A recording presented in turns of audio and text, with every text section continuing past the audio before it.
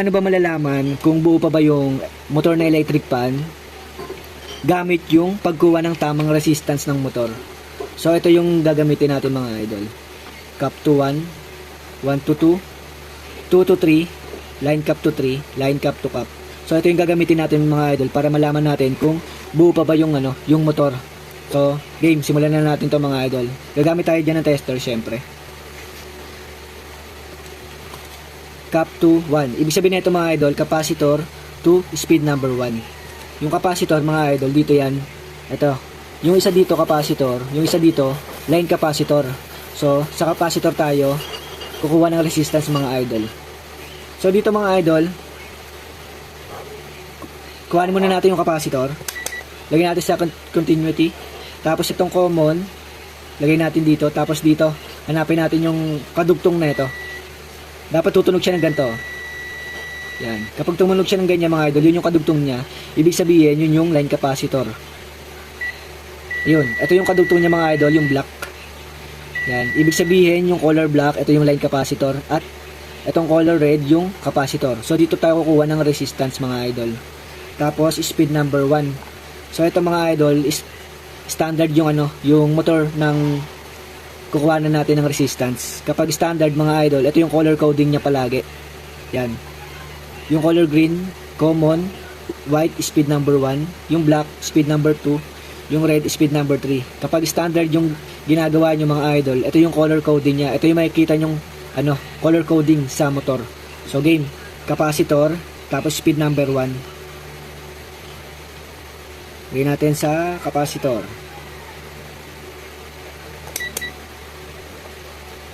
So, meron siya nakuwang 125 ohms mga idol. So, sulat natin. 125 ohms.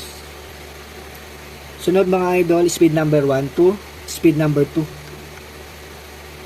Black saka white. Meron siyang nakuwang 39 ohms. 39. Sunod, speed number 2 to speed number 3. Yung black saka yung red. Yan. Meron tayo nakuha 87 ohms. 87. So, pagpaplasin natin to mga idol. Yan. 5 plus 9, 14 plus 7, 21. 4 plus 3, 7 plus 8, 15. Tapos 2, 251. So dapat 251 yung makukuha nating total ng starting niya mga idol. Yan o, 251. So parang napakababa na ito mga idol, itong starting niya. Napakababa. So total natin mga idol, sa pagkuha ng total ng starting mga idol, sa capacitor to speed number 3. So, ito yung speed number 3 mga idol, yung color red. Tapos yung capacitor, ito, color red din. So, meron lang tayo nakuha 65 ohms mga idol. Napakababa. Yan napakababa. So, ibig sabihin mga idol, may problema na yung motor na ito. Ayan 64 ohms lang yung nakuha natin. So, dapat 251. Diba? 64 lang kuha natin yung line capacitor to speed number 3. Yan. Speed number 3, tapos yung line capacitor at yung color black. Ayan. Ilan yung nakuha natin?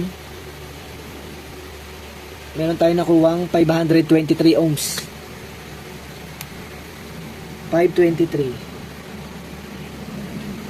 Tapos, para makuha yung line cap to capacitor, pagpaplasin nyo to. Line capacitor to speed number 3, tapos yung total ng starting. Itong line capacitor to speed number 3, ito yung running mga idol, running. So running to. So try natin siya i-total. 251 saka 523. 4, 1 plus 3, 4. 5 plus 2, 7. Tapos 2 plus 5, 7. So meron tayong nakuwang 774, di ba? Pero dito sa starting, may mali na.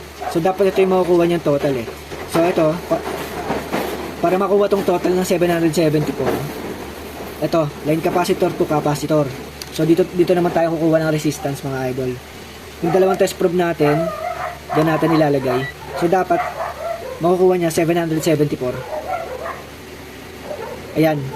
Meron lang siyang 588, 87 ohms mga idol. Napakababa. Ibig sabihin mga idol, itong motor ng electric pan na to ay sira na. So ganun lang kasimple mga idol para malaman mo na buo pa ba yung motor o tama pa yung resistance na makukuha nyo. So dahil sa binigay sa ating resistance na kinuha natin mga idol, hindi na siya tugma. So ibig sabihin mga idol, itong motor na electric pan na to ay sira na.